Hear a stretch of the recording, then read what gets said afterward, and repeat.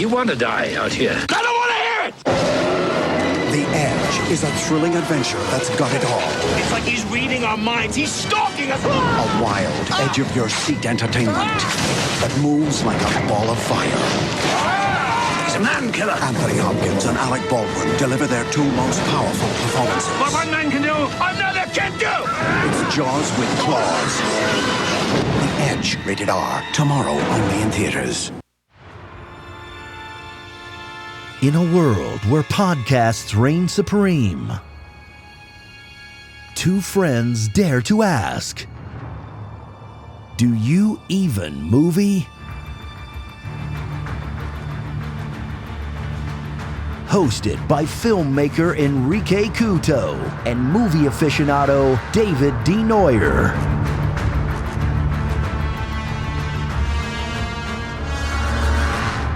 Spoiler alert.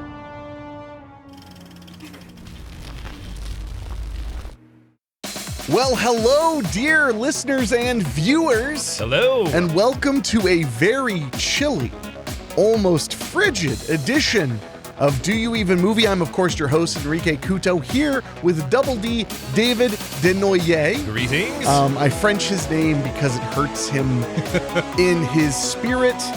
And when you kill a man's spirit, you kill the man. This is true. So dark, but it's true. Well, I'm going dark because we're talking about a film that is a lot of fun. It's super intense, but I would dare say it's pretty bleak. Yeah. Now, there are bleaker movies. Definitely. But most of those don't have a man-eating bear. No. They don't have a constant element of betrayal running throughout the entire film. Yeah. And we're, of course, talking about The Edge from 1997. That is correct. Starring Alec Baldwin and Sir Anthony Hopkins, which is the last time I'll say that because I don't respect the monarchy. We know this already. If I actually, I probably have spoken about the monarchy quite a bit. I think you have. You know, I'm not a drinking man, but if I were a drinking man, first thing would be the monarchy. That's how you'd know I was 4 beers in. Okay. You'd be like, it's all of a sudden I'd be like, let me tell you what the Queen actually has done.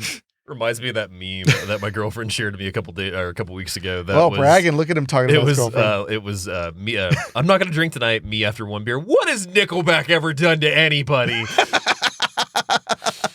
A lot. I own multiple Nickelback. What'd you say? I own multiple copies of Nickelback. Well, and yet, wow. I mean, okay. Rude.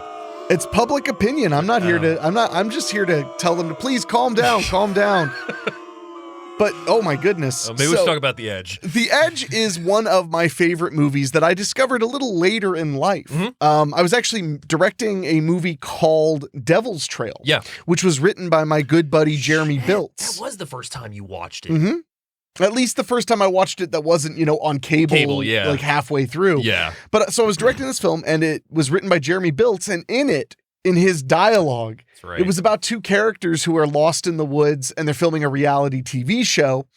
And in it basically, my character at one point he's the comic relief, and he mentions like, let's play like it's The Edge, and I'll be Anthony Hopkins, and you can be the young, supple Alec Baldwin. And I love that the line was the young, supple Alec Baldwin, but he is young and supple in this. This is true. This is peak Alec Baldwin. Yeah. I mean, obviously, Alec Baldwin, in my opinion, has two peaks. Mm-hmm.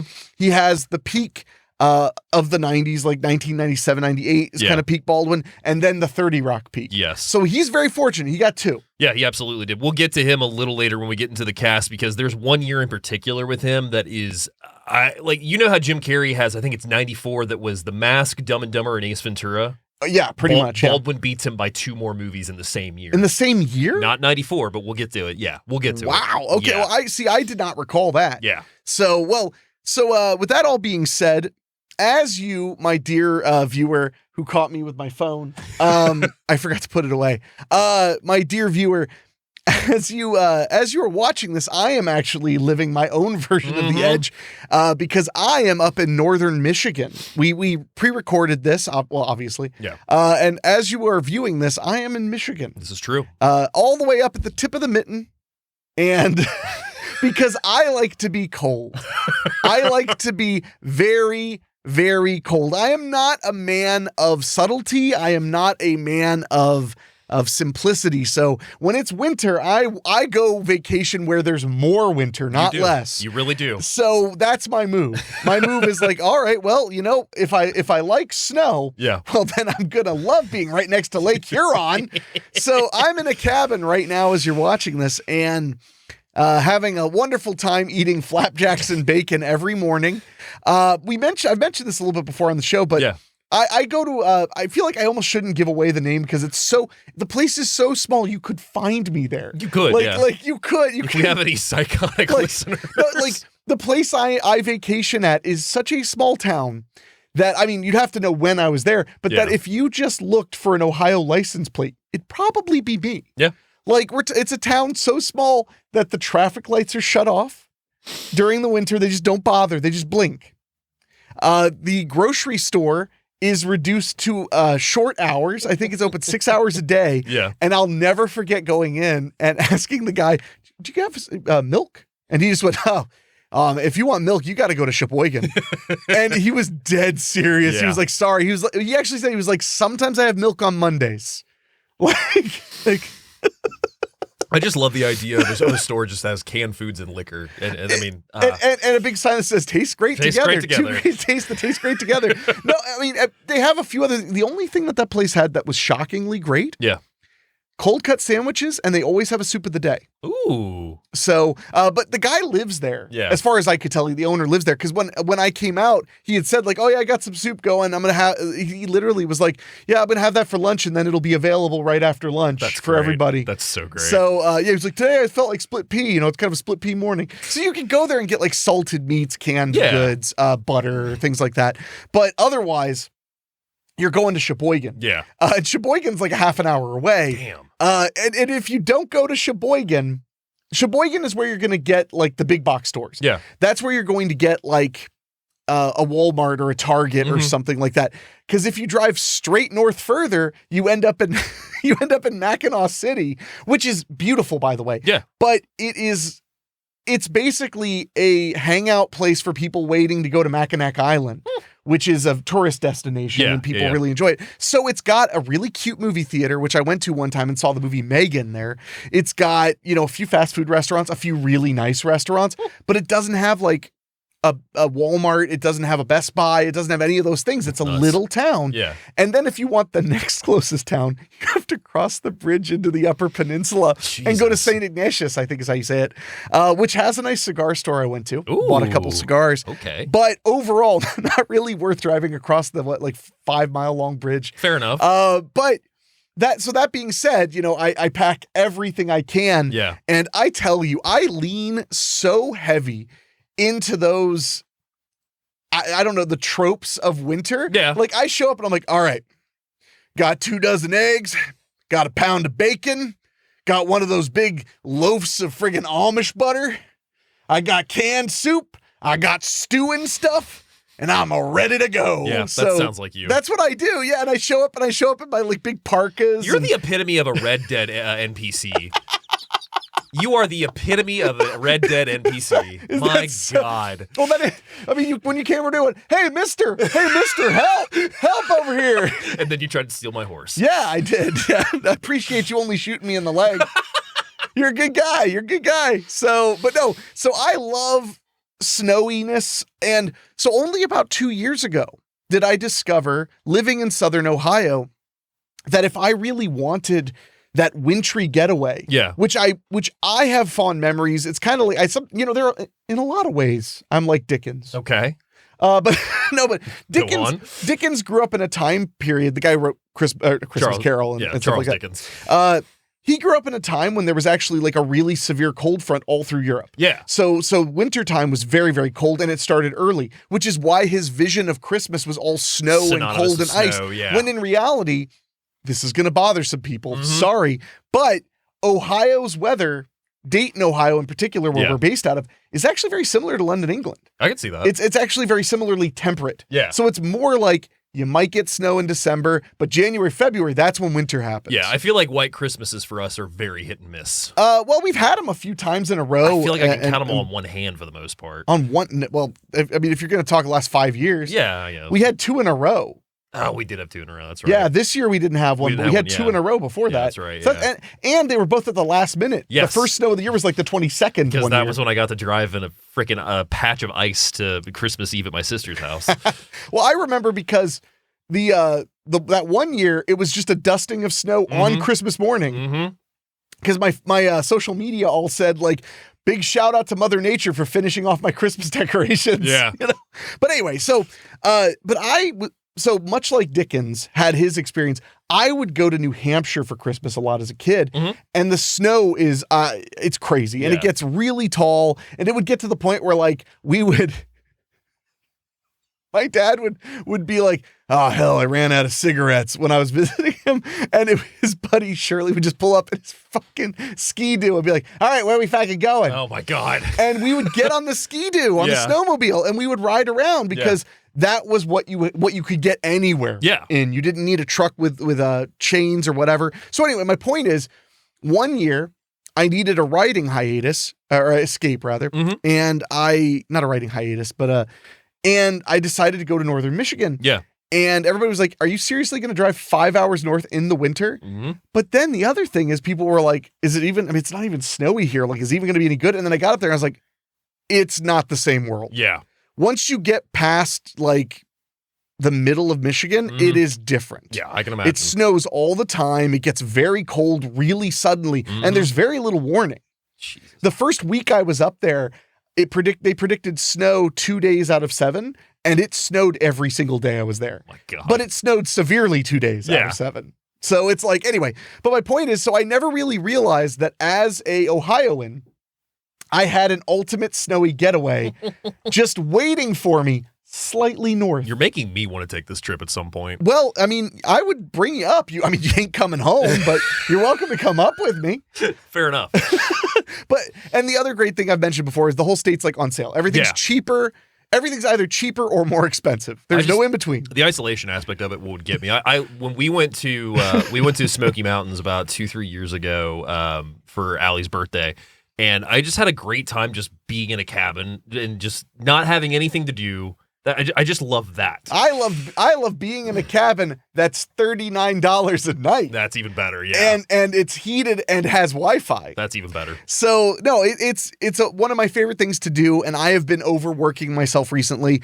I love what we're doing here at Do You Even Movie. Yeah. But on top of all the other things I do, it can be a bit of a bear. Papa needs a break.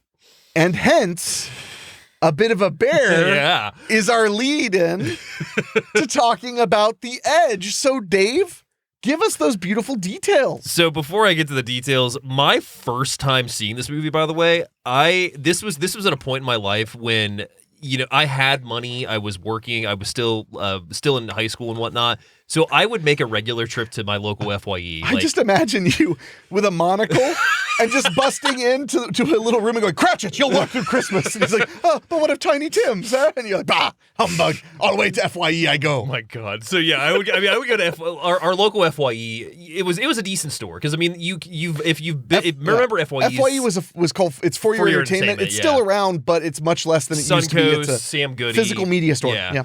And you know, our local one, it was small, but it had a really good selection. So it got to a point where I would go there so often. I think you can relate to this with your trips to Best Buy in the day.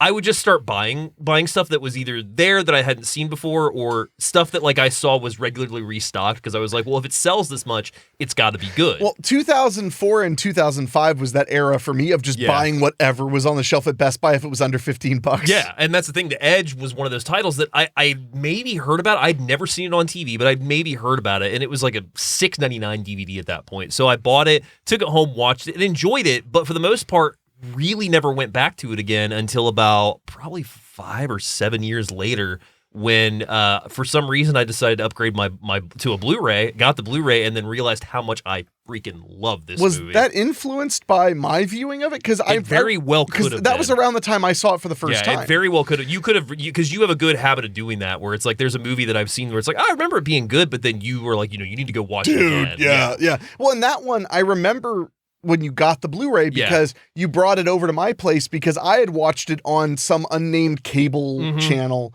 and it was cropped. Yeah. Because it's shot in scope. Yeah. Super widescreen. So it's like super widescreen. I could actually do it it's like that. But on cable, a lot of times HBO started this and some other places, they would crop in a little so it would be 16:9. So you're not losing as much as the old school pan and scan. Make it square, kid. Make it square. But no, so I'm shocked that you had this movie in your repertoire, but then kind of forgot about it for a minute. I don't know. I don't know if it was just maybe I was still a little too young then to pick up on the whole infidelity aspect of it. Because to properly place the feelings Alec Baldwin was making you feel inside. Could be that. But no, I mean, it was one of those movies that second, a rewatch on it made me like, I love those moments where it's like, I was stupid. This is really good. That was me with a few movies, like Straight Into Darkness. Yeah. The second I rewatched Straight Into Darkness, I was like, what the hell was wrong with me? Yeah. Why did I think this was just okay? Dead Presidents was one, the first time I ever saw it, I did not like it, at all. And I don't know if it was just because I wasn't expecting it to be so bleak. But no, on a second rewatch, I was like, this movie is so stupid good. I love everything about it. Yeah. So, The Edge was one of those. But yeah, getting into the pertinent deets. Yeah. We are talking about The Edge from 1997, 1 hour, 57 minutes, rated R. This film is directed by Lee Tamahori. He was a director who got his start in the sound department. He was a boom operator on a film called Skin Deep in 78, did boom operation for Sons of Return Home, Goodbye Pork Pie, Treasure of Yankee Zephyr, Battle Truck in 82, goes to do second unit on a film called Wild Horses in 83. Oh, that's a good film. Wild Horses is a good film. Great really film. Good film. Merry Christmas, Mr. Lawrence, Trespasses 84, The Quiet Earth in 85, and then not until the 90s did he have his directorial debut with Once Were Warriors in 94. He goes on to do Mulholland Falls, which is a fun little gangster movie with Nick Nolte. I've always 96. enjoyed Mulholland Falls. Yeah. That's one I would like to sit down and really watch. I'd be again. down for that. Yeah. Then he does The Edge in 97, follows that up with The Sopranos in 2000. So he directed some episodes? Some episodes of The Sopranos. Did Along Came a Spider 2001. Die Another Day. I love Along Came a Spider too. Yeah, yes, Kiss the Girls. An excellent one. Kiss the Girls and Along Came the Spider. Absolute best of the Alex Cross series. I mean, even though there was technically only 3 because Tyler Perry did that one that was just called Alex Cross. But the Morgan Freeman Alex I Cross forgot about movies, that. they're so good. So then he does Die Another Day in 2002, Triple X State of the Union 2005, Next with Nicolas Cage in 07, The Devil's Double 2011, The Patriarch in 2016, does a couple episodes of Billions in 2020. Wow. And this guy's been everywhere, man. Has a film coming out this year called The Convert in 2023, or that was shot in 2023. So he got his start working on some Australian productions, and then our writer on this is David Mamet. He was the playwright, very famous playwright. The Mamet. Hold on, let's give it up for David Mamet. David Mamet is one of those names that if you don't know, shame on you. The man who gave us, what's my name? My name's Fuck You. Mm-hmm. Oh boy, did he do that. I love that I love him because, he's a phenomenal writer. Yeah. His dialogue is second to none. Yeah. But he gives you stuff like first place is a new Cadillac car. Yeah. Second place is a set of steak knives. Third place is you're fired. We're quoting Glenn Ross like crazy. I still have a coffee mug that my boss legitimately got me for Christmas one year that says coffee is for closers. Yeah. No, that's a good one too. Yeah. ABC, always be closing. I used to joke, so my mother had a somewhat high powered corporate job. Yeah. And I used to joke whenever she was fed up with her employees, I was like, just bring me in. Don't explain who I am at all. I will fire anybody and I'll do it like Alec Baldwin and Glenn Ross. I could see you doing that. Yeah, and my mom was like, the only problem with that is I have a human heart. Yeah. And I was like, I don't have that problem. That's a good April Fool's joke. Congratulations, third place, you're fired. But no. So David Mamet, you're about to read a list of very good films. Of course, obviously, David Mamet was first a playwright that was incredibly famous, but his plays always translated so interestingly. Yes. And notice, because I'm a realistic film fan, I said they translate interestingly. Yes. Because they aren't all great. They aren't great, no. But a lot of them are. So we've got run them down, baby. The writer for his writing credits. He had Life in the Theater in 1979. He did the screenplay for the Postman Always Rings Twice remake in 81. The Verdict in 82. About Last Night 1986. The Untouchables. Yes, Brian De Palma's The Untouchables. He wrote the screenplay for.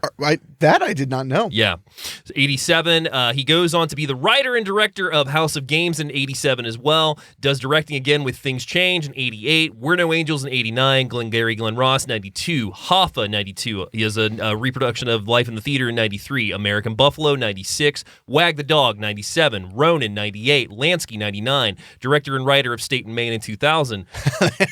Writer of Hannibal in 2001. I always forget that. Okay. I try not to be a negative guy. Yeah. That sounds like they were desperate for it to be good. Yeah. So they just offered him a pile of money and he just did what he could with it. Thomas Harris, I believe, was originally supposed to write the screenplay, but he completely turned it down after a while. And then they gave him more money to, I think, complete either the next novel or the novel he was working on. I can't remember. Do you remember on the show Entourage when they were down in South America filming Medellin? and they were like, we're screwed. We don't have an ending. We have to come up with a new ending. So they ended up just going we'll get the best writer we can get because they'd spent so much money. So they're like, Andrew Sorkin. So Andrew Sorkin gets on a plane to fly there.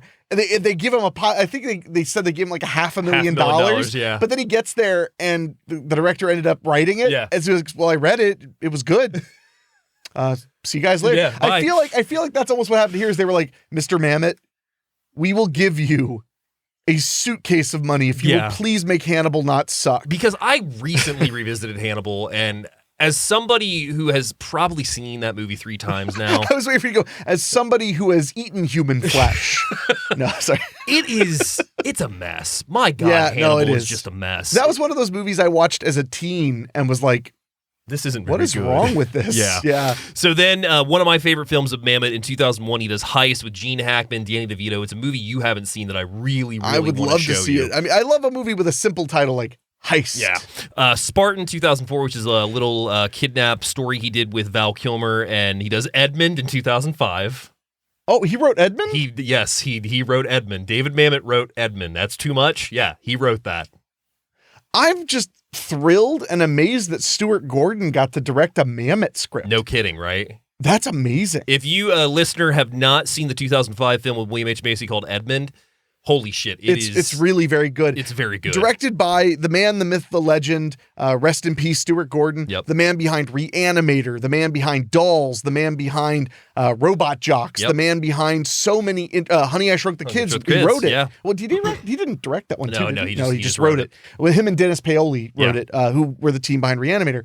He had so many fascinating and creative films. Yeah. And Stuart Gordon was truly a genius, and he started in theater, which maybe has a reason why Mamet and him were working together. That could very well be. But he had a weird era in the early 2000s where he got movies you just wouldn't expect made, and they just kind of came and went. The movie called Deathbed that's not Deathbed, that eats people. He didn't direct it. Yeah, that's true. Dude, no, but I'm thinking more of King of the Ants. Oh, King of the Ants, yeah. I'm thinking of King of the Ants. I'm thinking of, I love that everybody got to see me cringe when you he didn't direct it. No, but he did King of the Ants. Yeah. He did Edmund. He did Stuck. Yep. And those 3 movies kind of came and went. Yeah. Even though I haven't seen Stuck, but Edmund and King of the Ants are 10 out of 10 movies. King of the Ants needs a goddamn Blu-ray release. Oh, King of the Ants.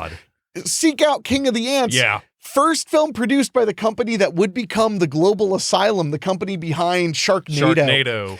So very much worth your time. But yeah, I had no idea he wrote Edmund. So then The Unit in 2006, the TV series, which he also directed. He did the Phil Spector movie for HBO in 2013, and then has one coming out in 2023, or that he did in 2023 called The Penitence. So Mamet has just had a line of wins and losses, but amazing content in my opinion. Yeah, a lot. So wrapping us up on our crew, we also have the cinematographer, Donald McAlpine. Now this gentleman, from what I can tell from his resume, this is an Ozploitation guy because he was the lighting cameraman on The Adventures of Barry McKenzie in 1972.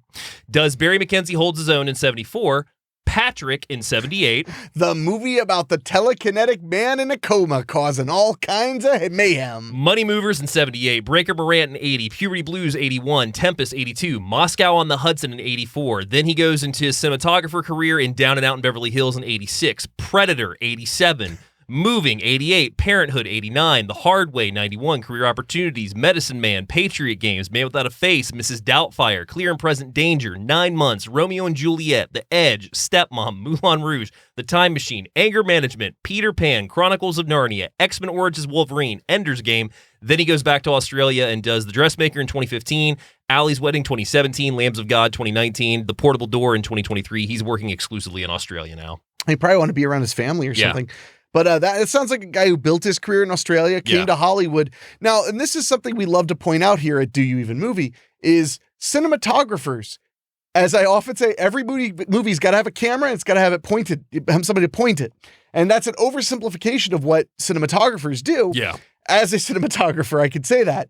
But it is amazing how many times you'll look up a cinematographer and be like, I wonder what they've done. And be like, okay, so they did Macon County Jail for Roger Corman and then Beethoven. Yeah. You know, or that's just an example. I made that up. But it really is like that. It's absolutely like that. Do you remember that time I was watching This Is 40, the Judd Apatow movie? And I was like, the DP, like the cinematography is really interesting. I wonder who did it. So I clicked on him. His first film was Stripped to Kill 2 Live Girls. Yep. So you never know who you're going to get when it comes to cinematography, because everybody has to start somewhere. Dean Cundy became synonymous with master cinematography. He started on Halloween, but he also did a few B movies before that. I think he did Satan's Cheerleaders. Yep. Which was, in a lot of areas considered almost a porno. Yeah. Even though it was not. It was not, no. But my point is, like, he started there, then he ends up doing Back to the Future, Jurassic Park. Yeah. He becomes Bob Zemeckis' guy. He becomes Steven Spielberg's guy. He becomes Dick Donner's guy for a minute. That's the way it goes. So that's why we always throw in the cinematographer's details, because you're going to find stuff like that where you're going to be like, oh, he did Patrick. Yeah. And going back to Patrick, if you are not familiar with the term exploitation, that is Australian exploitation films. There is a fantastic documentary I have seen countless times. It's literally one of the movies I throw on if I don't know what to watch, called Not Quite Hollywood. And it is the story of the exploitation boom from the 80s into the late 90s, all about the Australian filmmaking that was going on that brought us Mad Max, the Barry McKenzie movies, Howling 3. There's so many that you can just name. Razorback. I mean, it goes on and on. Yeah, there were a lot of really interesting ones. And the biggest one that nearly everybody knows is Mad Max. Because Mad Max was straight up an exploitation movie that became national and international as well. So, wow. Well, hell of a DP. Hell of a DP. And I want to say, the way this movie looks, I really like. Yeah. It's not that hard to DP a movie. I'm sure that he worked very hard. I'm not trying to pick on him. But you're in a beautiful location in the mountains in winter. Yeah. The best situation you can have as a DP, if you're shooting outside, is a cloudy day. Yeah. Because then the light is softened. Then you can throw some light, you can bounce some light, you can do a few other things. Yeah. But that being said, I always felt like watching this film, he maximized the use of natural light, but what he really maximized was the use of that scope space of the ultra wide screen. I felt that the film looked incredible. Yeah. And I can imagine how disappointing it would be to see it on like a 4:3 crop. It was still pretty boss. Yeah, but you know. still. But so moving into the film itself, let's go with the 20th Century Fox DVD synopsis of The Edge. A plane crash in the freezing Alaskan wilderness pits intellectual billionaire Charles Morse against self-established fashion photographer Robert Greene in a brutal struggle for survival. Each soon discover the greatest danger resides not in nature, but in human fear, treachery, and quite possibly murder. This nerve-wracking adventure filled with non-stop action and gripping suspense is a harrowing tale from one of America's leading screenwriters, David Mamet.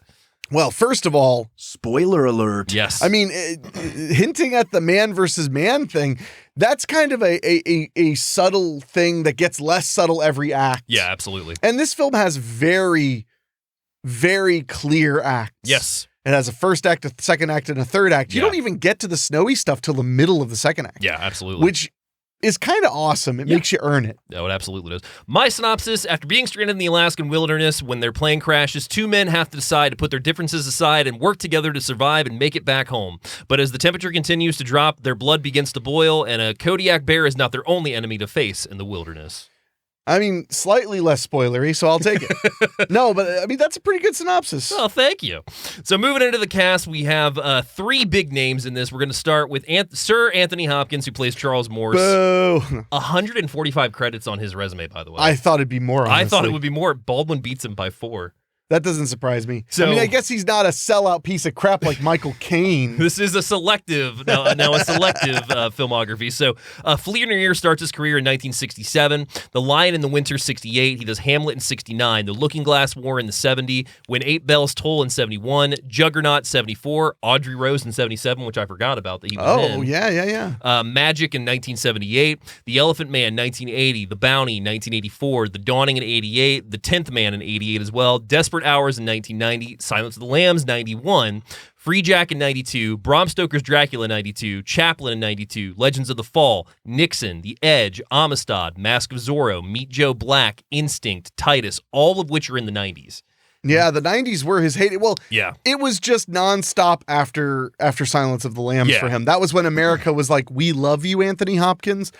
Do a lot of cool stuff here. Yeah.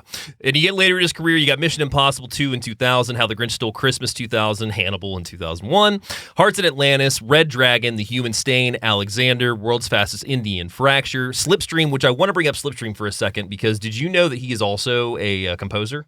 I had no idea about that. So Andre Rieu did a little special in, I want to say, the early 2000s where he actually played a piece that Hopkins had composed. I remember seeing that viral video. I remember fantastic. seeing that. And and he seemed very moved. He did the entire score for Slipstream in 2007. So that was when he first got his noting for his composing. Beowulf 2007, The Wolfman 2010, The Right, Thor, Hitchcock, Red 2, Thor Dark World, Noah, Misconduct, Transformers The Last Night, Westworld, and Freud's Last Session, which just came out last year.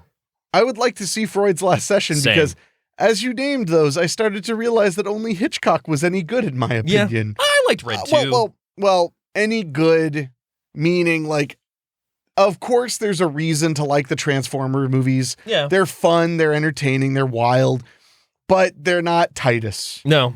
You know, I enjoy Titus. That's my point. I like Titus as well. They're not the Elephant Man. They're not Dracula. They're not, I will say I do like 2010's Wolfman with Benicio del Toro. Well, that makes one. I saw it in theaters and I had a good time with it. I watched it. I didn't hate it. I didn't love it, though. That's the unfortunate reality. I get that. So moving on to our second lead, we have Mr. Alec Baldwin, 149 credits. He plays Robert Greene in this film. He had The Doctors in 1980, Sweet Revenge in 84, Hotel in 1985, Knots Landing in 85, She's Having a Baby in 88. And he was in that. This is the year. So She's Having a Baby, 1988, Beetlejuice, 1988, Married to the Mob, 1988, Working Girl, 1988, Talk Radio, 1988. Hunt for Red October, 1990, Miami Blues, 90, Glengarry Ross, 93, Malice, 93, The Getaway, 94, The Shadow, 94, The Juror, Ghost of Mississippi, Mercury Rising, Notting Hill, Thomas and the Magic Railroad, State and Maine, Royal Tenenbaums, Adventures of Pluto Nash, The Cat in the Hat, The Cooler, SpongeBob SquarePants Movie, The Aviator, Fun with Dick and Jane, Rise of the The Departed, The Good Shepherd, My Sister's Keeper, Hick, Rock of Ages, Rise of the Guardians, Still Alice, Concussion, The Boss Baby, The Public, Drunk Parents, and Tar in 2022. Of those last few, I like Drunk Parents the most. Drunk Parents is fun. It's raunchy as all get out. That was a really fun flick. But yeah, no, Baldwin, this point in Baldwin's career, he's had his heyday, but he's still on his way up somehow. Yeah, no, I would agree. So our last and final, I'm going to give a little more information to this poor chap. This is Bart the Bear, who plays the bear in the movie. I thought Bart the Bear was the old guy who owns the cabin at the beginning. No, that's wasn't that Bart the Bear? That's LQ. Is it LQ Thomas? What's his name? LQ Jones.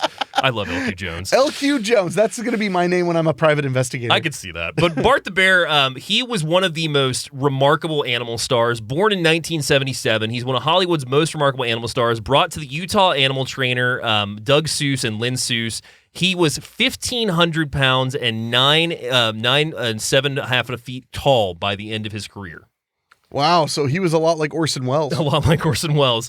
Sorry, that's pretty funny. But That's no, mean. to give you perspective on Bart the Bear, he worked with the likes of Robert Redford, Morgan Freeman, John Candy, Dan Aykroyd, Ethan Hawke, Steven Seagal, Brad Pitt, Alec Baldwin, Anthony Hopkins. They even quoted Hopkins, Lynn Seuss quoted Hopkins as being absolutely brilliant with Bart, acknowledging he respected him like a fellow actor, would spend hours just looking at him and admiring him.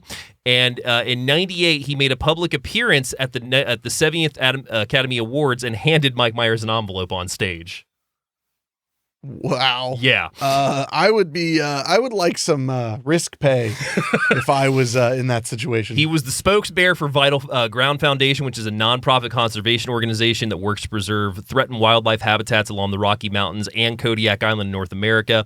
And once Bart unfortunately caught cancer, he was served as the spokesbearer for the Animal Cancer Center at Colorado State University. He was unfortunately euthanized in 2007 when the cancer took away his appetite and his ability to use his claws. They had to put him down peacefully. But Bart the Bear's legacy carries on with the films here, which were Wind Talker in 1980, The Clan of the Cave Bear in 1986. What did he play in Cave of the Cave Bear? Benji the Hunted in 87, Berserker, the Vinegar Syndrome released Berserker. God, that movie's insane. Great Outdoors 88, The Bear in 88, Young Riders 89, Giant of Thunder Mountain in 1990, White Fang 91, Homeward Bound: The Incredible Journey Home 93, On Deadly Ground 94, Legends of the Fall 94, Walking Thunder 95, 12 Monkeys in 95, Homeward Bound 2, Lost in San Francisco 96, The Edge in 97, and then his final feature was Meet the Deedles in 1998. Huh. Yeah. Bart the Bear is one of those bears that you've seen a movie he's in. One of those bears. He was pretty much the bear The bear. in most films in the 90s. So much so that Bart the Bear 2 is actually not one of his offspring. He just carries the notoriety of having that same power for the films that Bart the Bear 2 is in. And I think Bart the Bear we lost around the late 2010s. Yeah, Oh, you mean Bart the Bear the second? Yeah, the second. Okay, gotcha. Yeah, Bart the Bear 2. Oh, not as well. Not as well. But no, do you want to get into The Edge, Enrique? I mean, either we should or we shouldn't at this point, right? So The Edge is a film that is the absolute adventure struggle between two. We have a billionaire and we have a fashion photographer.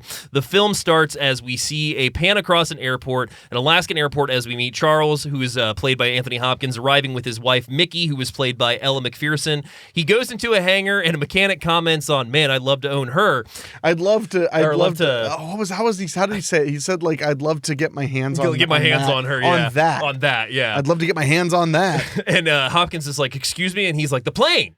But it was fun. But it's extra funny because when you think about it, you're like, oh yeah, that's like a really expensive jet. Yeah. Like, I bet he would like to fly. The mechanic would, yes, absolutely. So we meet Robert, we meet Charles, and we meet Mickey, and the rest of the crew, which includes Kathleen Whitholt, who's played Carrie Ann in Roadhouse, and we also, what is her name in Witchboard? She plays the psychic in Witchboard that I can't think of the name right now. Yeah, I can't think of the name of the, but yeah, she's the one who says TTFN. Yeah. Ta-ta for now. We also have Harold Perrineau, who most will know as Augustus Hill in Oz. He is in this as well. Yes, and he's super good, and I feel so bad for him.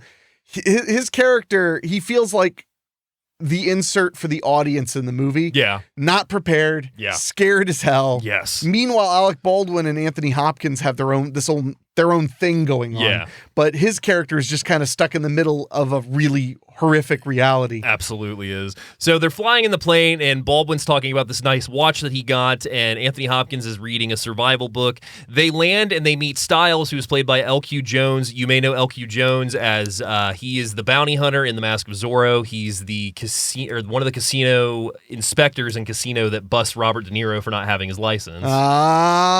And he's also that old guy in every movie that you know. Yeah, pretty much. You know him by the mustache. But they land, they meet Styles at his cabin. He walks them through a beautiful cabin inside. They've got full bedrooms, kitchen, everything. And they go inside the cabin. They're going over everything. Robert then points out a photo that's on the wall, and he says that he wants to mimic this style. You can't get pictures like this. This is an old picture. And that's when Styles tells him, well, that picture was actually taken a few months ago by himself. Yeah, he took it last summer. Yeah. Of a Native American named Jack, who is a hunter out in the area. And that's when Alec Baldwin kind of gets a laugh out of Anthony Hopkins. So Styles points out the photo was taken a few months back. And also, this is the point where we get to see how smart Charles is. So Charles is a billionaire eccentric who basically knows everything, as they say. Yeah, because when he finds an interest in something, he just immediately dives all the way in. Oh, so it's you. I mean, I can be a savant at times. I have been known to get a little overboard. So, but it's an incredible scene. If you don't mind, I'll break this one down. Absolutely, go ahead. So basically, the gentleman who owns this lodge that is, I mean, completely isolated, only accessible by an airplane, by a bush plane. Yes. That they during the winter. isolated to the point where they don't even have locks on the doors. Yeah, they don't bother. Yeah. And during the summer, everybody hunts and traps. Yep. In the winter, very few people hunt and trap because it's so treacherous. Yeah. But at one point, he says, like, oh, he knows everything. And he goes, okay. And he pulls this oar, like a boat oar, off the wall. And it has, what was it on the one side? A panther. Panther, yes. Has a panther on the oar. And he says, then what's on the other side of this oar? And Hopkins, in just that perfect moment, without a moment, he just sits there and goes, a rabbit smoking a pipe. And everybody's like, what? And then he turns it around. There's a rabbit smoking a pipe on the other side. They're like, how'd you? He's like, it's not psychic ability or anything. It's just a little bit of luck. Yeah. It's an old symbol. It's a famous symbol. But they mention, why is the rabbit smoking a pipe? And he says, because he knows he's smarter than the panther. Mm-hmm. And that is the beginning of a lot of, we're not going to be able to tell you all the foreshadowing in this film. There's too much. We will do our best to inform you of things that we really have caught in this film from multiple viewings. Yeah. But there's a lot to catch and a lot that's easy to miss. But that is a moment that really tells you that our main character is very learned. He's very book smart. But he often mentions that he feels like everything, all that he knows in the world is theoretical. Yeah. And that also plays a pretty big part. And one big plus to this character, it is so common, it is basically a trope that this character's a billionaire. Mm-hmm. It is a trope to have billionaires be lazy, to be boorish and rude and selfish. But this character is consistently shown to be intelligent. Yeah. He's shown to be very caring. In fact, the survival book he's reading at the beginning is a birthday gift from his assistant. Who literally says, like, for being the most thoughtful man I know. Yeah. And he's, reading it, flipping through it while people are doing things. Because meanwhile, as they're in the middle of this place, you're wondering, well, what are they doing out there? It's all because his wife is a model. Yep. And they don't fully suggest if she's like super successful. No. Or if it's just she's married to a billionaire, so they can just go do expensive shoots wherever they want. Mm-hmm. They don't really reference that, and that you don't really need to know that. No, you don't. But they're at this place so that Baldwin, the photographer, can get some great shots of his wife. Yeah. And he just likes going to remote places and hanging out. And there is this little bit of a melancholy as he realizes that nobody's really aware it's his birthday. Yeah. So he's just hanging out. They're talking about like what photos they're going to get tomorrow and when the light when the sun sets and just trying to get all these things down. They mentioned, by the way, the sun sets at 4:15, which makes sense when you're in the mountains that deep. Yeah, no, it absolutely does. So, and that far north. Following up with the foreshadowing, that's when L.Q. Jones' character Styles tells them that they do have bears in the area, and he warns people to never leave food uncovered, and if they come in contact with a bear, to stand still and slowly back up. Don't do anything except those two things. Yeah, do not have any picnic baskets. No picnic baskets. So later that night, we see the generator run out of power as the lights go down. Inside the cabin, Charles is reading his survival book, and they have various lanterns around the room. Mickey confirms her love to her as she gets ready for bed and climbs into bed, and that's when Charles decides to venture down to the kitchen. He's going to make a sandwich. But he notices that the door... It's for her. Oh, she wants a sandwich. That's right. Yeah. So the door blows open, and that's when he notices that there's the ham out and that the smell could be wafted out by the wind. So he cautiously goes to the door, slams it shut, turns around and checks and sees nothing. So he gets a sandwich. He goes into a room, but as he opens the door, he's startled as a bear leaps out. And then the bear yells, "Surprise!" along with a bunch of other people. Yeah, and this is a great moment in the filmmaking of the movie because... we see the bear. Yes. We hear the bear roar. Yes. But then we realize that was the fear in Hopkins' character. Yeah. As the moment that you have a second to think, you realize it's not a bear. No. It's a bear skin rug. And Alec Baldwin's wearing it. And he had just jumped out and went, "Rah!" Yeah. And I love that because some people would say, oh, that's cheap. Like it fools the audience. Well, first of all, it's supposed to fool the audience. Yeah, but absolutely. second of all, the point of that is that Hopkins really thought there was a bear. His fear is what made it convincing. Yeah. And that's why when he falls down and he seems really scared, even Alec Baldwin's like, dude, are you all right? you Like, okay? he's surprised it scared him that bad. Yeah, it absolutely But is. this reveals his birthday was not Not forgotten. forgotten, And no. everyone at the cabin is ready to kick back with him, celebrate his birthday, hit back a few brewskis. Yep. Maybe just want to take a picture. Just want to take a picture. Oh, No, my God. That went dark. That went dark. But no, they want to hang out, drink champagne, give him gifts. Yeah. And his wife, who I think that immediately as the audience, we're supposed to wonder, like, why is this young model? Well, we know why. Yes. This young model is with this old, handsome, but very old billionaire guy. Yeah. Who also gives this really lonely sense about him. No, he absolutely is. He's a loner in this, but he's also has that. I feel that he has that charisma where he is smarter than everybody in the room. I mean, they established that, but he's so cool and calm and collected that you just never know what's going to come out of him. Yeah, no, he's just kind of there. Yeah. He's always listening and paying attention. No, he's that's a really big thing. noticing. So now everything is kind of chilled out. Yep. They've eaten the cake. Yep. His wife, and it is a sweet moment where his wife's like, I would not forget your birthday. Yeah. Come on. Like, why wouldn't? And that's when I fooled you. Robert gives a toast, thanking him for his good nature, his generosity, and his intelligence. And that's when his wife gifts him a pocket watch that's engraved and commemorates his birthday. And Robert gives him a pocket knife that he immediately is told by Styles to give him a coin because there's a superstition that whenever you give somebody a blade, you have to give them a coin back so that it doesn't cut the friendship. When you're given a knife, you give a coin so Yeah. it doesn't cut the friendship. Yep. So after that, the rest dismiss themselves. They go to bed. The next morning, we see a model posing in Native American garb as It's they his take. wife. It's his Yeah, wife. yeah. No. Yeah, it is. Is it? Yeah, that's Okay. his wife. Okay, it is his wife. Yeah. For some reason, I didn't think it was because I thought he called her by a different name. That No, wasn't Mickey. that's his wife. That totally makes Yeah, sense. that's Duh. why they're hugging and canoodling a That little makes bit. sense. Yes. So she's dressed up in Native American garb as Robert takes pictures of her. Charles is upstairs. And for the record, this sequence, because Baldwin's character is like, I want to get my like Native American shot. I want to get my thing where it's like, I want that legitimacy on screen. And then it cuts and she's just a cheesecake Indian. Yeah. She's got like the line right here and she's got the headdress. The headpiece, yeah. It is so cheesy. And after like taking 2 or 3 rolls of it, he finally just goes, this sucks. Yeah. I hate it. Yeah. Which I thought was like, she doesn't seem to take it as personally as I thought she would. Yeah. But he's just like, this sucks. I hate it. Whatever. But before we get to that, you were going to mention our main character. He's sitting alone. Yes. And reading his book, thumbing his book. Reading about Kodiak Bears, Styles comments on how those are man killers and you can't really do anything with them. And that's when he also makes the comment about how you can make a compass with a needle. Yeah, and he's like, do one on me. Yeah. Learn something every day. Yeah. And Styles, unfortunately, makes a move next that he is going to bring out some papers to show him about this property and that they're on and that how he wants to have it invested in so they can make a little bit of a resort about it. It seems like he's just talking about how beautiful the area is, but then he's like, wouldn't it be great to share it? Yeah. See, for only about $100 million, it could be completely whatever.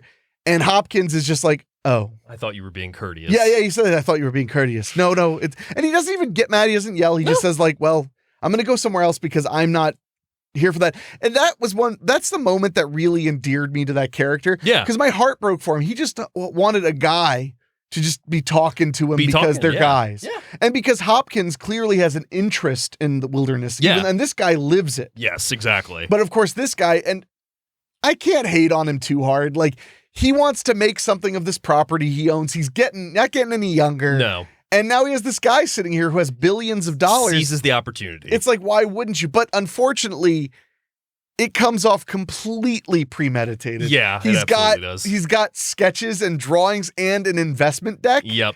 And that's what really freaking kills it. And all I could think is, I was like, man, you really have just lived in the bush all your life. Because like, the better way to do would have been to really like communicate about how the property is. Yeah. And then be like, I've always thought about doing something more with it, but I'm just a simple man, blah, blah, blah. You might have been able to get him interested. You might have been able to get him curious. If he would have avoided the cash amounts, I think. Well, if he hadn't just started immediately saying like, well, it just needs money. It's like, you could, if you had just like sold harder and harder about like, isn't this great? Wouldn't it be like, shouldn't more people see this?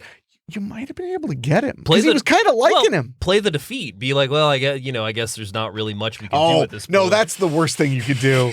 Oh, shucks. I guess I'll just go shove my head down a toilet and Loads a die. rifle. Yeah. Guess I'll just shove myself down those outhouses upstairs. Oh, yeah, He the mentions the outhouses. outhouses are upstairs.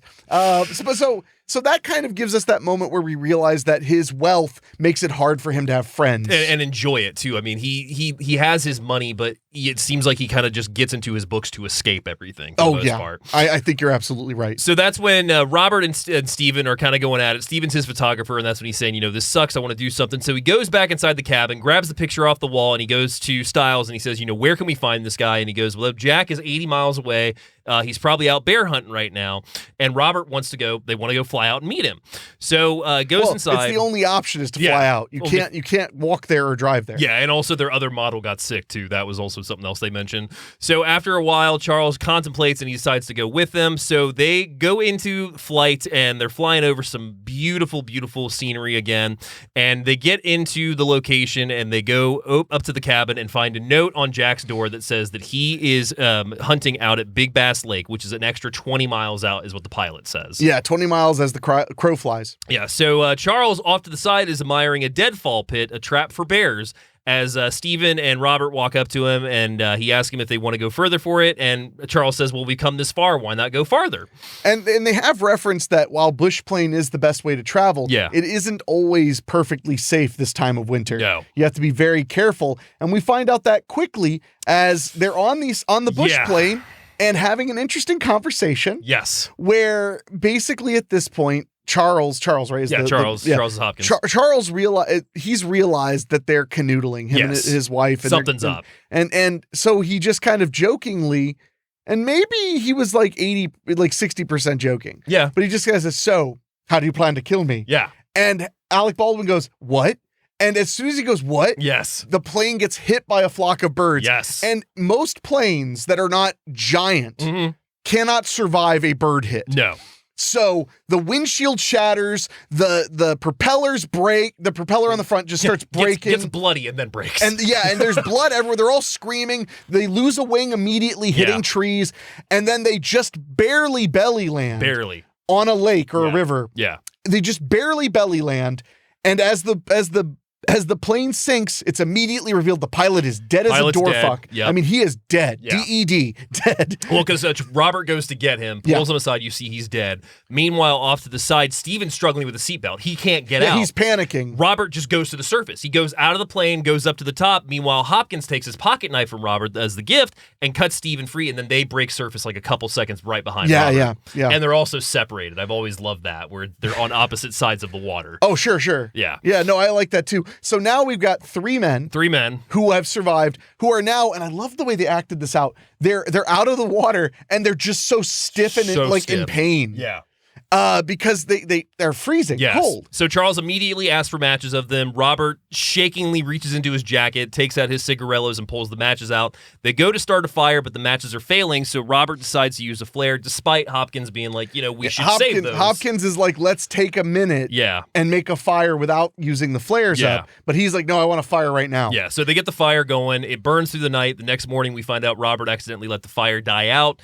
And it's also revealed that, they're like, well, somebody will see the note. They'll come. They'll know where we are. And that's when Robert unzips his jacket and pulls out Jack's note so that no one now knows where they are. He took the note off the door so it'd be a dead end. It's a dead end. They would get, especially because think about it, you're flying a plane. Yeah. So what's going to happen? They're going to get to the people look at it. We're going to get to the cabin, not see them there. There's no tracks. Their plane is taking off on the water. So there's not even a direction. No. To try to find. Yeah. Literally, these guys are lost in probably 1,000 miles squared. Yeah. And who knows how anybody's going to find them. Yeah. But luckily, Anthony Hopkins is just a freaking weirdo, and he stays super calm. Yeah, cool, calm, collected the entire time, and he decides that they're going to head south, and he needs to figure out how to do so by building a compass. And he builds the compass by taking a paper clip off of something in his pocket. Yep. He rubs it on the silk in his shirt, which magnetizes it and puts it on a leaf. They figure out which way north is, and they start heading that way. And he wants to go to the top of the peak so that way they can make a fire so that the smoke can see them and they can hopefully get rescued. Well, and they can also see super far to see if there's somewhere else they should go. Anywhere they can go, yeah. So they take a rest at some fresh water that they find. Robert questions him again, asking him how he planned to kill him and why he would say that. And Charles states, for Mickey, his wife. Robert states he has his own girls, and Charles adds, but for the money. Robert comments, the rich are sure different. He looks at him, he's like, the rich are different. Yeah. So they continue their trek to the peak, but they're stopped when they hear a bear off in the distance, and they catch sight of one right below them. They freeze before Stephen and Robert go taking off, leaving Charles to fall right into the sights of the bear as they both just look at each other before the bear starts charging at him. Yes, and it should be mentioned, I am no bear expert, shocker, but generally speaking, if a bear is out in the dead of winter, it's because they are starving. Yes. Because bears traditionally, much like myself, hibernate through the winter. They eat a lot and then they sleep. Yeah. I don't get the second part as good in the winter, but I'm really good at the first part. That's fair. So this bear is hungry. It's aggressive. It is a Kodiak. It's a man-eater. And that becomes apparent very quickly. Very quickly. So they quickly flee, and coming to a waterfall at the edge of the cliff, Hopkins decides that they're going to use this giant tree trunk to push across to make a bridge. Stephen and Robert make it across the bridge, but Charles gets stopped right in the middle as the bear comes to the trunk and starts hitting it, knocks it all over the side, and Charles also falls off the side, hanging onto his satchel, which has the flares in it. Yes. So he hangs on the satchel for a few minutes before dropping into the water. He's luckily pulled out of the water by Stephen and Robert, but then they also realize that they've lost the flares now.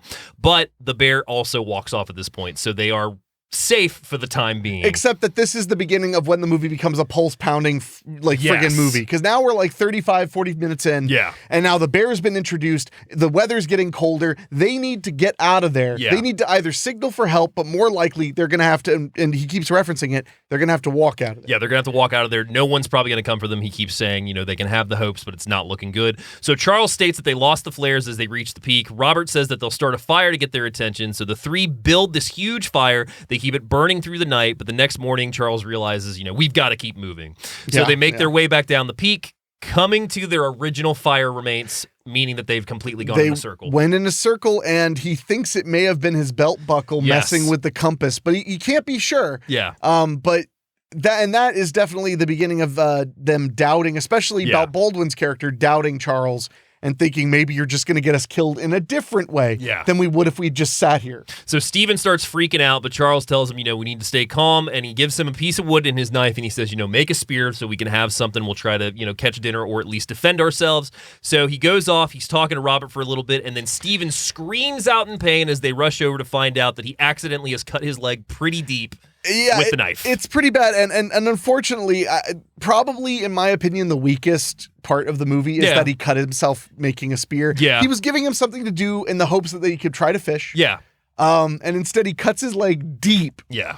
So now they have to clean it up. They have to get a fire going. They have to keep him warm, keep him comfortable, and keep convincing him you're going to be okay. Yeah. So as he takes the bloody pant leg off of him, he hands it to Alec Baldwin and says, bury these. Yeah. And now it's nighttime. Yep. They have a big fire going. Big fire. He's having this conversation. He's telling him, you're going to be okay. Yep. As long as we keep changing the bandage. And they do have plenty of scrap. Yeah. So they can keep changing the bandage. You should be okay, but we got to walk out of here. Yeah. And as he has the conversation alone with Alec Baldwin, they kind of wander away from the fire as rain is pouring. Yep. Baldwin is the one who's like, well, now we really have to get out of here. He's not going to live. And he's like, I know that. We have to leave because he will die if we stay. Yeah. And that's when we have the first colossal screw-up of the film. Yep. Oh, my God. Oh, it scares me every time we watch it. Yeah. Dave, go on. So Hopkins is talking to Baldwin. He looks over and he sees the rags hanging in a tree, blowing right in the wind. And he says, I told you to bury those. And he's like, well, what's the big deal? He goes, the smell of blood. We're trying to keep the smell of blood out of the air. Yeah. As Stephen, who is resting against rocks, he's all fucked up from his leg wound, looks over and hears the bear and sees the breath of the bear, and Yep. the bear charges on him and attacks. Yes, he does, and it is not okay. No, it's not. Charles tries to ward him off with a piece of wood on fire, but Stephen, torch. a torch. Traditionally, A torch, yes. would be referred to as a torch. Stephen is attacked and killed, and Charles and Robert have to flee camp. So the next morning, they're hunkering down on a snowy cliffside as snow is coming down with heavy wind sounds. They build a fire as Charles conducts another plan using the stars that they're going to travel by moonlight and hopefully stay out of the bear's sights. Robert questions what are they going to eat, and Charles comments that he's working on that, and we see him cutting something. Next, we see that they build a little trap. A squirrel is coming into it. They pull the rope. The trap goes down on the squirrel, and then a helicopter rushes past. Yes, and they lose the squirrel. Yeah, they lose the because squirrel. they're trying to signal the helicopter, which doesn't see them at all. No, it does not. And this is something worth mentioning because we only have so much time to talk about this movie. Mm-hmm. So we are moving quickly because it's an epic film. Yeah. And if you haven't seen it, you need to. Yes. But one thing that Charles mentions early on is that people who die in the woods don't die from the woods. Yeah. They don't die from nature. Nope. They die from shame. The idea being that if you make a mistake, you give up. The idea being that if you do something stupid, you give up. The idea being if you're wrong ever, you give up. If you get a bad hand, you give up. Yeah. And I love that mentality. No, That's it's something that makes the movie stick out. Perfect, because this leads right into the scene where they don't get the helicopter. Obviously, it's flying too fast. They're too far behind it, and Robert just starts losing it. And he's like, how can you stay this calm? Like, what are we gonna do? And Charles tells him that they have to band together on this because at this point they have to believe no one is coming for them. They are on their own. But he says something in this movie that I love so much, which he says, it's just like you. You're crazy rich, you have money and all this stuff. And then when all this stuff happens, you flourish. Yeah. And I think that's where he said, he's like, you flourish. You do amazing. You're better than anybody else at this. He's just basically hating him for doing so well in the situation. And honestly, fair. No, entirely fair. It is crazy how well he's doing in this situation. He does incredible because the next thing he does is he cuts a piece off his watch to make a fishing lure. Missing a couple fish, he turns around and, the bear is literally right behind him. Oh, and that is an incredible scare. He slowly gets up, starts to back up, but the bear's not fucking around at this point. The bear charges him. So he finds cover in a bundle of brush before he rejoins Robert in the forest, telling him the bear's been stalking them this entire time, waiting for them, and they begin to throw all the torches around them, just making a circle in this huge forest so that they can ward the bear off. But he decides that they have no option. They're going to have to kill this bear. Yeah, well, and because there's an old tradition, and I know that this is not actually true, but there's an old tradition that if a bear eats a man, that bear forever is a man-eater. Yeah. Which, in a way, is a short-sighted way to, excuse killing animals, and I agree with that. But on the other side of things, you have to look at it as well, the bear's broken that taboo. The bear is like, oh, I'm going to eat I ate a person, and it fed me. So screw it. Now, humans, unless you're talking about polar bears, and we're not talking about polar bears. My God. Don't get me started about polar bears. They're scary. But unless you're talking about polar bears, bears mostly see us as a last-ditch food source, but more so as a threat to kill. That's why the scariest thing in the world is a baby bear. Yeah. Because that means mama bear is going to think you're going to hurt the baby. Right around, yes. But so now they survive the night in this epic ring of fire. Yes. Dun, dun, dun, dun, dun, dun, dun, and they have to come up with another plan. And that's the thing Charles is great about, is he's always thinking of what the other plan is, and he never shuts up. No. But that's important because the men, if you're not communicating, then you're not two heads better than one. So I feel like that's why he's constantly saying things, is he wants to keep Alec Baldwin's character engrossed in the moment so that he's not busy going at him, berating him, or dying of shame. Yeah.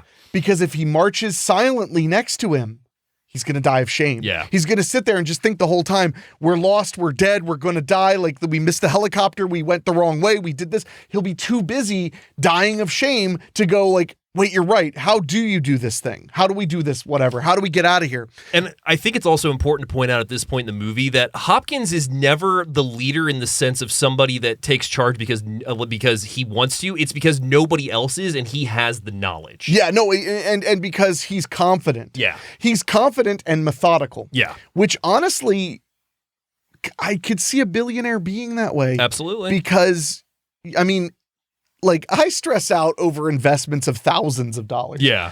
What do you do when it's millions of dollars? What do you do when it's tens of thousands of jobs? Yeah. I guess you have to be pretty stoic. Yeah. And that absolutely leads into our next scene as Charles and Robert gather wood as supplies for their assault on the bear. Charles tells them they're going to lure the bear into their circle and they're going to kill it with a spear. And Robert questions, how are they going to lure it in? And Charles slices his thumb and he says, with blood.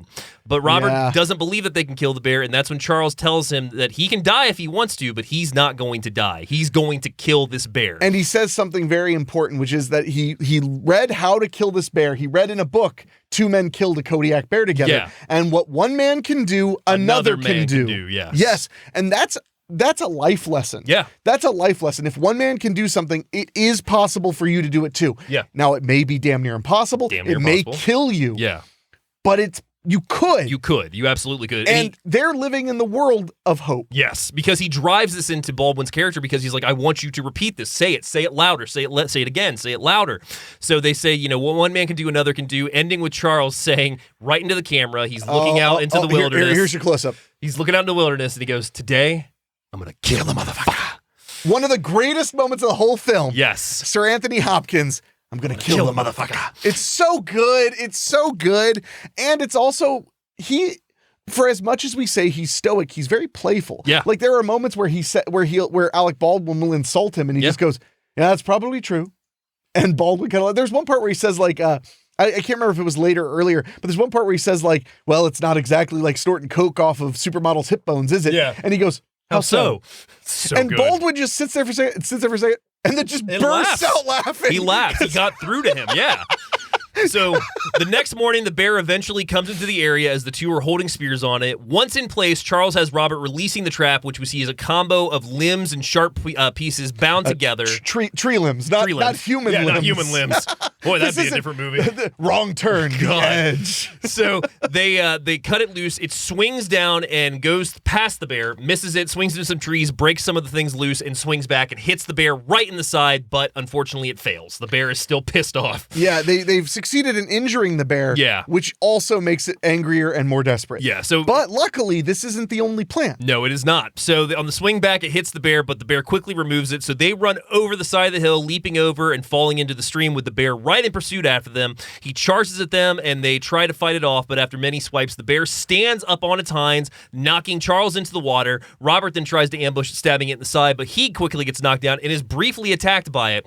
Before Charles decides to get the bear's attention, he has it run over to these rocks. He has it come right up on him. He places the spear right in the rocks, and as the bear comes down to attack him, the spear impales the bear, killing it. He saw from how it attacked Baldwin that it just goes right on top of you. So he was like, well, if I can put a spear between us, but make sure that the spear can't fall over, then it'll go right through it. Because the bear's weight will work against it. Yeah. He also had to wave him off because Baldwin, while not mortally wounded, like when the bear gets off of him, he touches his stomach and goes like, I'm bleeding a lot. A lot. Like he got him. He didn't get him blood. good, but he got him. So now the bear has been impaled. Yep. It has died. It has died. And now the two men are taking a much-deserved siesta, as my people call it. They have their victory because they're cooking the bear, they're making necklaces from the claws, as well as pelts from the skin, and they are just lapping up their victory. Yeah, they've made winter clothes. Yes. They've made wraps for their boots, yes. wraps for their necks, wraps for their heads out of this bear.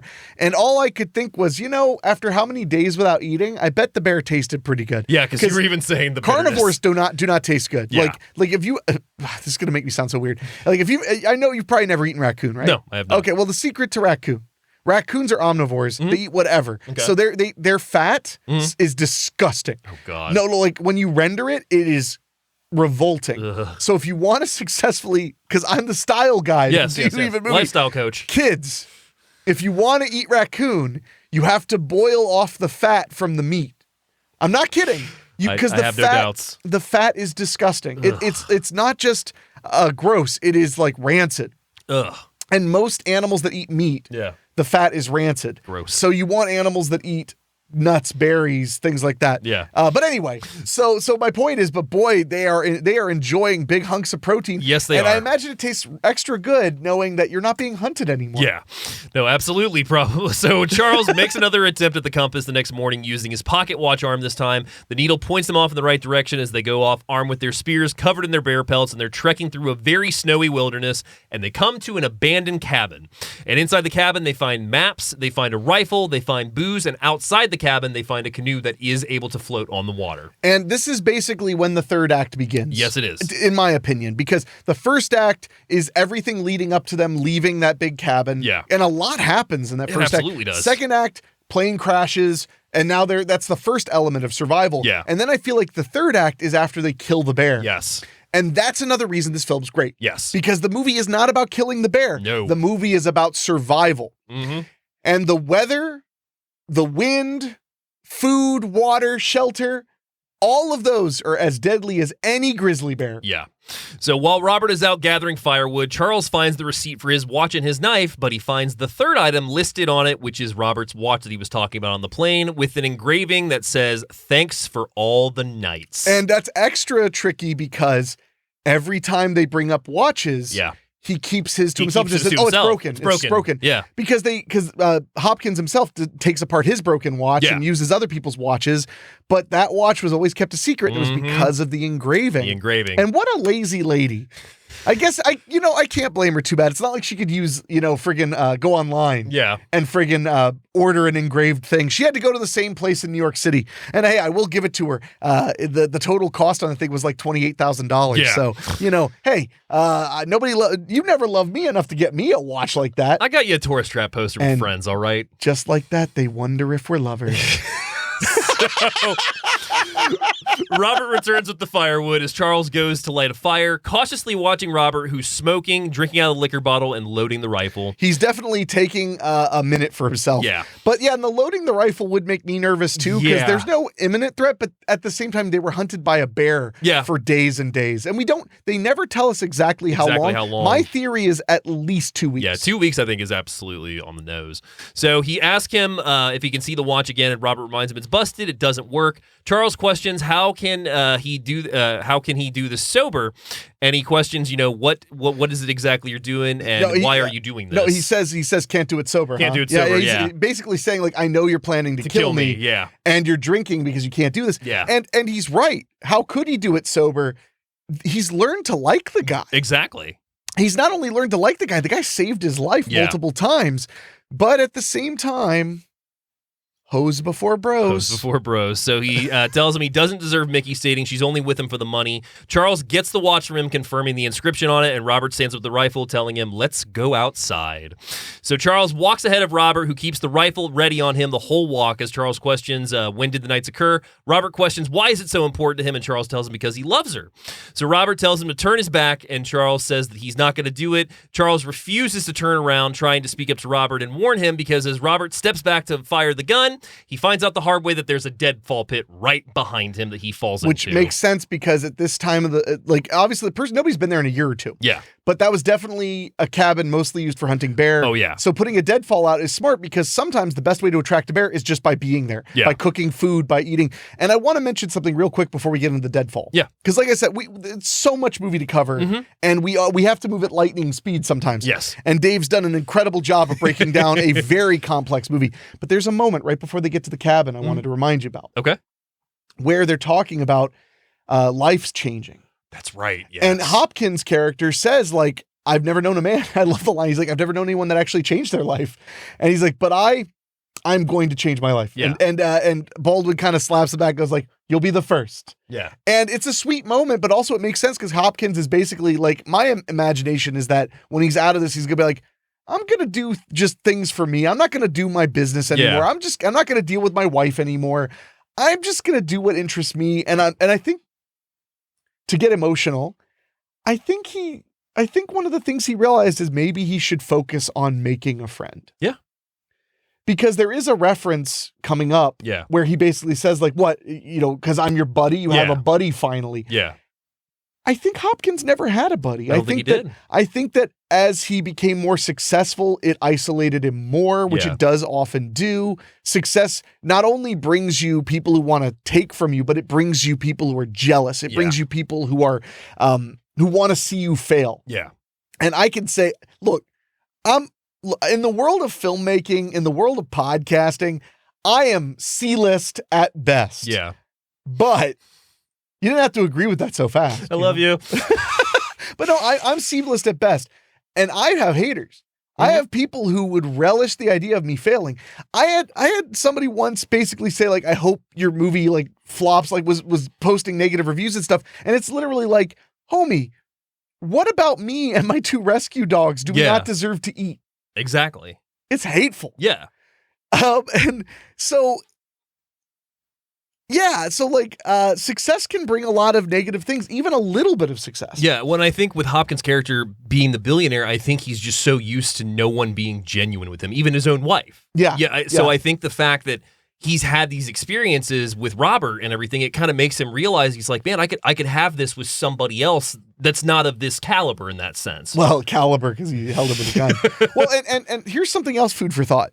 I feel like Hopkins, when he has that realization that the early realization, like that they seem to be canoodling and everything. Yeah.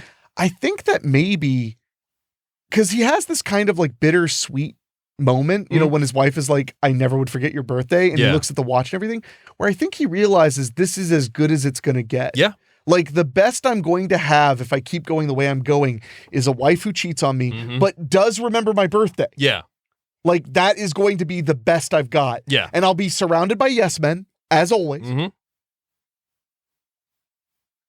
That's kind of heartbreaking. No, it's absolutely heartbreaking. And I think what leads into, you know, his next couple scenes with him talking to Robert, which we'll get to in a second, is he sees the humanity in what he's had to do to survive. Yes. And this survival instinct that he's gotten has not come easy, of course, but also it's made him realize that his life, in a sense, was him kind of just an autopilot. Yeah, he was just kind of doing what he needed to do. Yeah. And that's a really good point you bring up.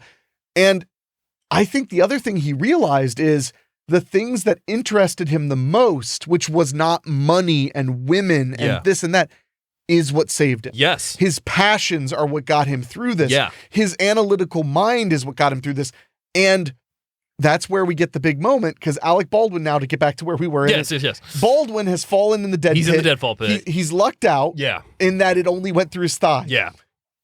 Which, granted, is just better than it going through your friggin' lungs. Yeah, basically. It's still really bad. It's terrible. But Baldwin had no desire to be a different person at the end of this. That's the difference. Yeah. Baldwin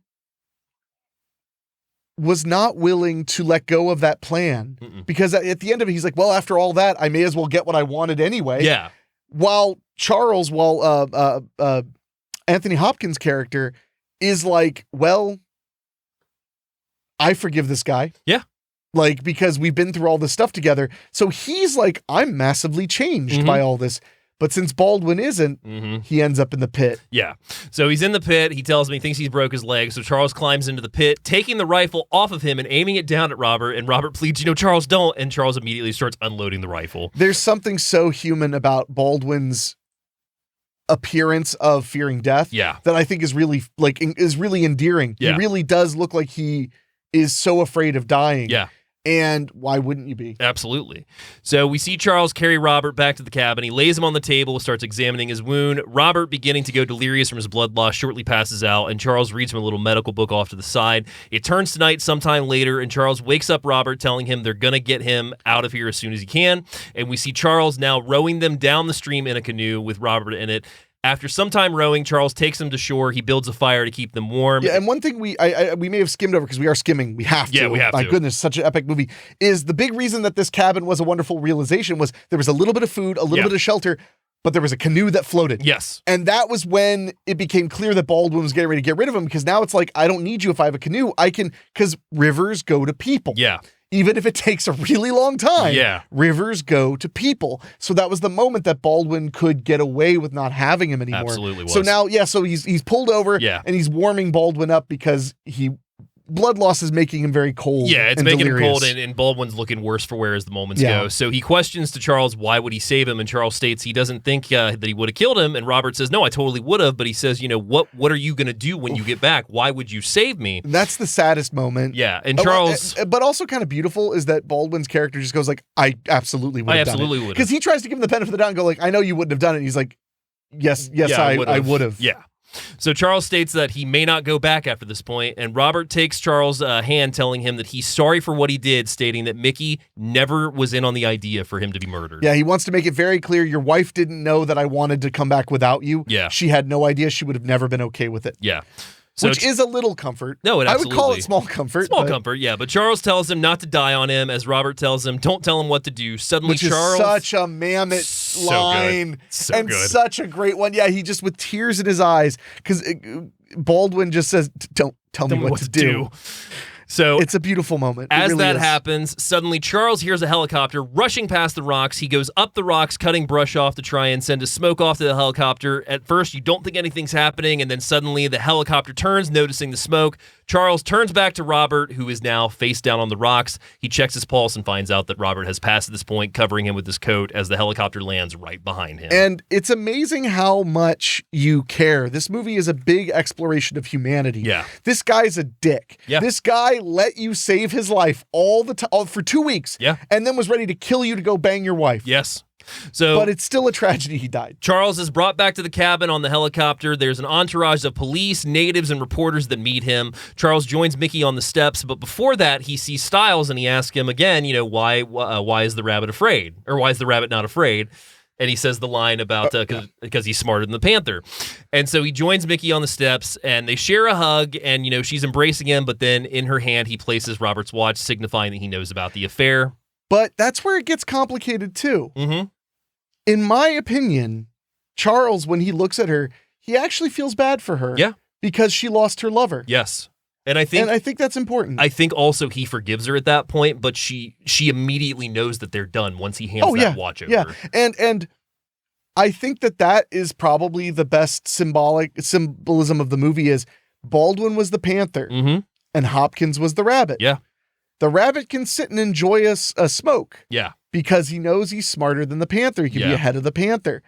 And what an ending to a film. So we'll finish off the last little bit. So reporters start to ask him questions. They start bombarding him, and Charles stops and he starts giving a little bit of a speech. But then one of the reporters states, what happened to your friends? How did they die? And he goes, they died saving my life. And it's an incredibly heartfelt way he says it too. Because he gets tears in his eyes. They he died chokes saving up, my life. and then the movie just done. It fades out, and we immediately go to credits. Yeah, and that is The Edge. The Edge, one of the best wintry thrillers, and we are digging them up right now for you guys. And it is one of the best wintry thrillers ever. I love the film, and I want to say something sincerely, David. Way to go, getting that down. Breaking it down. Yeah, especially since I decided to go on a tirade about snow for about 20 minutes before the show really got going. You're good. You did a great job, Dave. Let's give it up for Dave. I appreciate that. Sorry, force a habit. That works. They're applauding. There we go, yes. But so as we wrap up, would you like to know some fun things about the film? I would love to hear some trivia about the film The Edge. So would you like to know what the original title of this was? It was shot under and almost went to the theater under until like the last 5 weeks before they released it. Wasn't it called Ernest Kills a Bear? Bookworm. Oh, I've heard that. Yes. Bookworm. It's dumb. It's terrible. I hate it. It is terrible.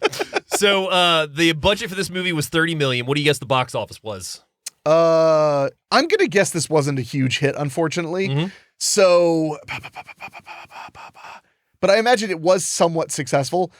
45. You're close. So, $43.3 million box office okay, against a $30 million it did budget. Okay. It did all right. It was released September 26 of 1997. It premiered at spot number 4 in the box office. Now, this was the top 10 box office of the time it premiered. G.I. Jane at number 10, 1,000 Acres number 9, The Full Monty number 8, Wishmaster number 7. Wishmaster, all L.A. right. Confidential in spot 6. Okay. Specs McGee. Specs McGee.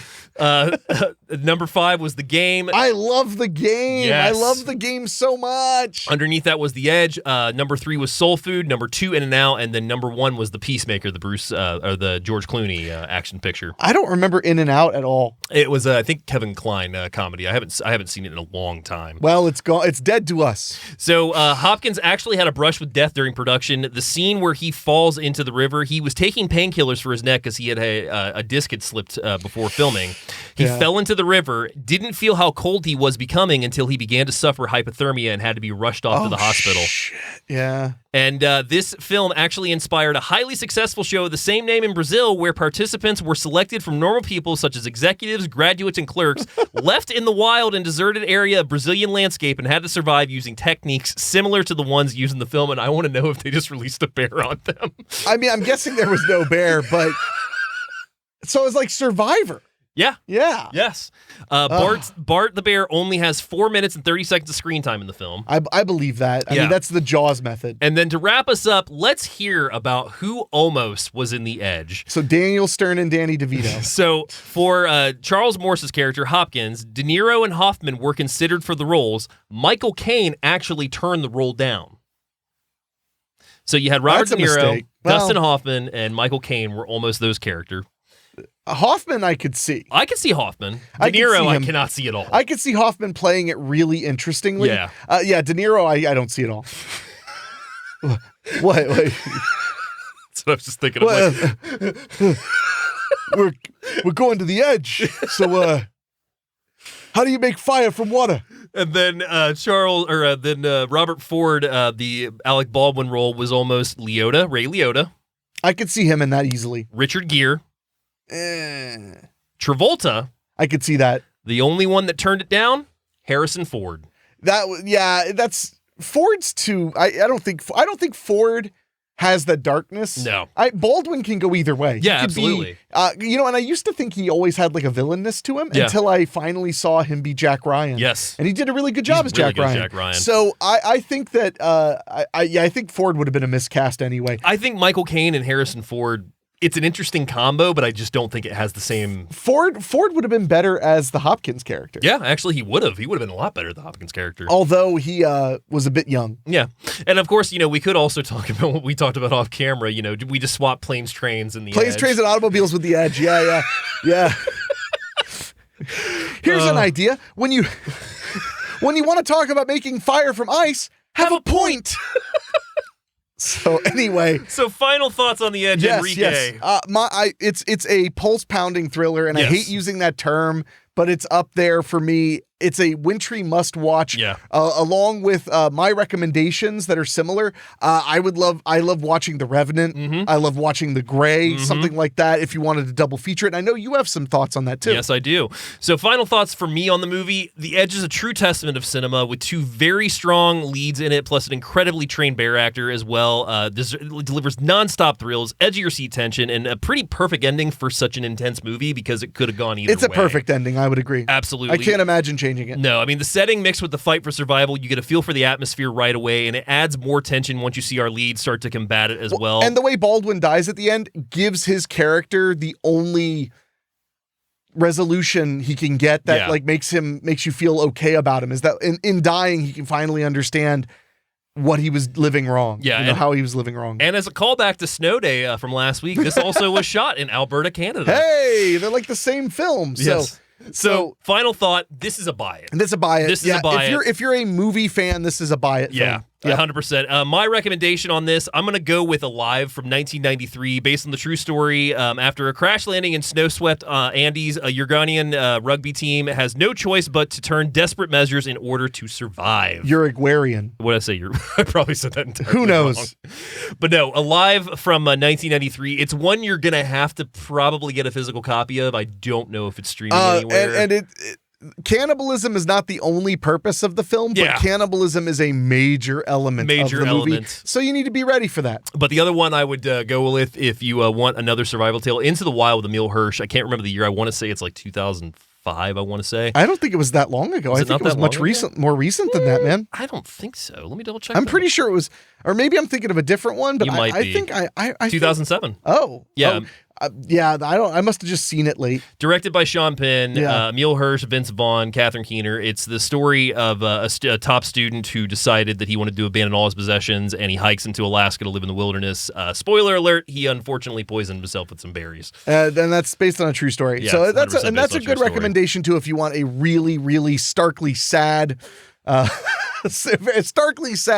follow-up on that. But yeah, The Edge, it's an absolute, like, I think it's a damn near masterpiece, It but it's a absolutely rare masterpiece in that I think it works as a thriller action movie, but also as, like a really high-end, brilliant movie about humanity. You can tell a playwright wrote it. You can tell that somebody who has experience with working with that kind of dialogue on stage where they have to deliver not, just in front of a camera, but with their emotions, with their words and everything, comes really across in this movie. Okay. What? That's a weird way to say it, but I like it anyway. Yeah, I like Mamet, and I think Yeah, his me too. dialogue is top notch. No, his dialogue is 100%. top notch, but I think Yeah. that what the film has to say about us people is really what makes the film have a staying power that goes well beyond it being, some home video thriller from the 90s. Yeah, no. So that is The Edge, 1997. Check it out if you haven't. It is available streaming right now, so you can find it pretty easily. And also, the Blu-ray's pretty cheap to pick up.